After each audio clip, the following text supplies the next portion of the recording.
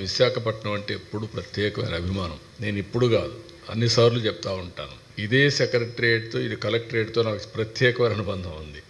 ఉదూద్ వస్తానే ఫస్ట్ నేను ఒక్కడే ఇక్కడ రాగలిగాను. ఫస్ట్ డే ఉదూద్ నిన్న సాయంత్రం వస్తే నెక్స్ట్ డే మార్నింగ్ రాలేకపోతున్నానంటే నేను ఆ రోజు హైదరాబాద్లో ఉండి క్లియర్ అయినాకు వస్తే ఆ ఇంపాక్ట్ ఉండదు. అధికార యంత్రాంగంలో కూడా అలర్ట్నెస్ ఉండదు. నేను అక్కడి నుంచి బయలుదేరాను. డిఫెన్స్ ఒకే మాట చెప్పారు, ఫ్లైట్ కెనాట్ టేక్ ఆఫ్ అని. ఏంటని అడిగాను. వెదర్ ఇది నాట్ కోఆపరేటింగ్, మీరు వెళ్ళడానికి లేదు సార్ అని చెప్పారు. కాదు, ఎక్కడి వరకు వెళ్తే అక్కడికి వెళ్దాం, నేను వెళ్తానన్నాను. నేను వస్తే విజయవాడలో ఆపేశాం. విజయవాడ నుంచి బై రోడ్ రావాలనుకున్నాను విశాఖపట్నానికి. బై రోడ్ రావాలనుకుంటే కాదు అని రాజమండ్రిలో చెట్లన్నీ అడ్డం పడిపోతే రాజమండ్రిలో నైట్ హాల్ట్కి అయ్యాం. అక్కడి నుంచి నెక్స్ట్ డే హెలికాప్టర్ తెప్పించుకొని ఇక్కడికి వచ్చాను. కలెక్టరేట్ కళా విహీనం అయిపోయింది. అన్ని చెట్లు పడిపోయి గందరగోళమైన పరిస్థితి. ఏ హోటల్లో కూడా నీళ్లు లేని పరిస్థితి. ఇళ్లల్లో నీళ్లు లేవు, కరెంట్ లేదు, ప్రొవిజన్స్ లేవు.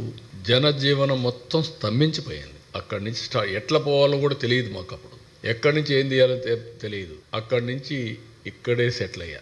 11 రోజులు కడాన పొటాటో తెప్పించడానికి చెక్ పోస్టులకు ఫోన్ చేసే పరిస్థితికి వచ్చాం. అక్కడి నుంచి నేను చూస్తే ఆ చీఫ్ మినిస్టర్లకు ఫోన్ చేసి ఊరికే కాదు, మీ గోడౌన్లో ఉండేటి పంపించండి, మేము డబ్బులు ఇస్తాము ఇమీడియట్గా అని చెప్పి తెప్పించాం. మొత్తం రాష్ట్రంలో ఎక్కడెక్కడో వంటలు పెట్టి అక్కడి నుంచి హెలికాప్టర్లో భోజనాలు తెప్పించి ఫ్రీగా ఎక్కడికక్కడ ఇచ్చాం. అంటే వార్ ఫుట్టింగ్లో మీరు ఒక్కసారి చూస్తే ఆ రోజు నేను ఒక కాన్ఫిడెన్స్ క్రియేట్ చేశాను.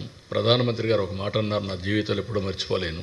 ఆయన ఒక మాట అన్నారు, మనం వచ్చినప్పుడు మీరు చూశారా అని కారులో ఇద్దరం వస్తామంటే ప్రజలు చేయులు ఊపుతున్నారు. వాళ్ళ ముఖంలో విషాదం ఉన్నా మమ్మల్ని ఆనందంగా స్వాగతం పలుకుతున్నారు, మాకు న్యాయం జరుగుతుందని. అది చూసిన తర్వాత ఏ ప్రభుత్వం అయినా సరే ఇనిషియల్గా ప్రభుత్వం పైన వ్యతిరేకత ఉంటుంది. అలాంటి వ్యతిరేకత కూడా లేకుండా వీళ్ళు మనల్ని వెల్కమ్ చేస్తున్నారంటే, స్వాగతం పలుకుతున్నారంటే it is a new experience for me. నేను చీఫ్ మినిస్టర్ కూడా పనిచేశాను అని చెప్పి ఆయన అన్నప్పుడు నాకు అనిపించింది, విశాఖపట్నంలో ఉండే ప్రజానీకం ఏ విధంగా గుర్తుపెట్టుకున్నారు, ఎంత నమ్మకం ఉందని. ఆ రోజు నేను దీపావళి ఒకే పిలిపించాను. దీపావళి రోజున మీరు కానీ క్రాకర్స్ కాలిస్తే ఫైర్ యాక్సిడెంట్లు అవుతాయి. ఎక్కడ చూసినా చెట్లన్నీ ఎండిపోయి ఉన్నాయి, ఆకులు ఉన్నాయి, చెట్లు ఉన్నాయి, ఫైర్ యాక్సిడెంట్లు అవుతాయి, చేయొద్దంటే ఒక్క క్రాకర్ కాల్చలా. దీపావళి జరుపుకున్నారు, ఎక్కడ టపాకాయలు కాల్చలా.